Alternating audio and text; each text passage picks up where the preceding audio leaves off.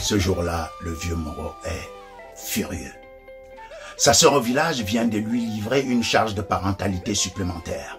C'est une question d'entraide familiale, la solidarité nationale faisant cruellement défaut dans la plupart des pays africains, surtout dans les quartiers populaires de nos mégalopoles. Ici, la sécurité sociale repose sur le membre de la famille qui aurait l'air de mieux se tirer d'affaire. C'est le cas du vieux Moreau. Il est propriétaire d'une cour commune en ville, mais aujourd'hui, il est hors de lui. Alors il dit à son neveu, « Ah, ainsi donc, ta mère t'a dit de venir me trouver ici en ville pour fuir les sorciers au village, c'est ça?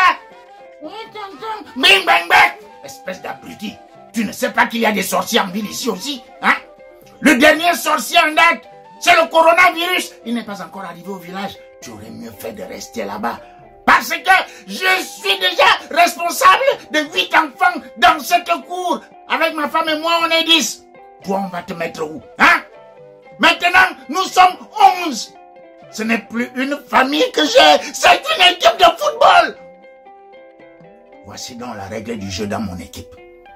Ici, personne ne met le nez dehors la nuit, parce que la nuit dehors, il n'y a que les bandits, les policiers, le coronavirus et le couvre-feu. Celui ou celle qui va chercher les problèmes dehors la nuit restera dehors avec ses problèmes. Règle numéro 2. Il faut respecter les mesures barrières. Comment on va faire ça? Voilà des mesures qui ne sont applicables que chez les en haut d'en haut, les grandes personnalités, les riches, qui ont les grandes villas où ils vivent à 4 ou 5. Eux, ils peuvent respecter les mesures de distanciation physique. Nous sommes à 11 et nous vivons les uns sur les autres dans une chambre entrée-couchée.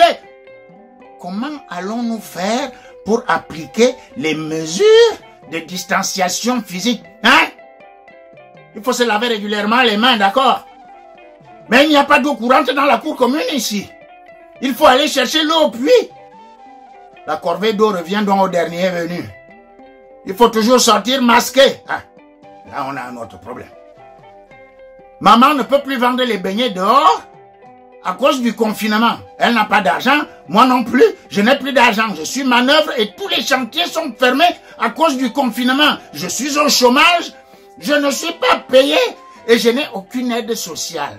Alors, avec quel argent je vais payer 11 masques tous les jours sans parler des solutions hydroalcooliques? Finalement, les seules mesures qui ne nous coûtent rien, c'est tousser ou éternuer dans le creux du coude. Tout le monde peut faire ça. Par contre, chacun garde ses postillons pour lui. On ne se serre pas la main, on ne s'embrasse pas. Hein? On nettoie régulièrement la chambre et la cour commune à tour de rôle.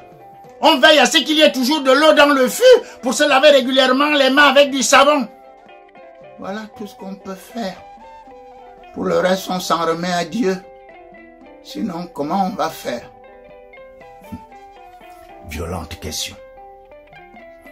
Cette pandémie a révélé l'étendue des disparités sociales et l'immense fragilité des classes populaires de nos pays africains.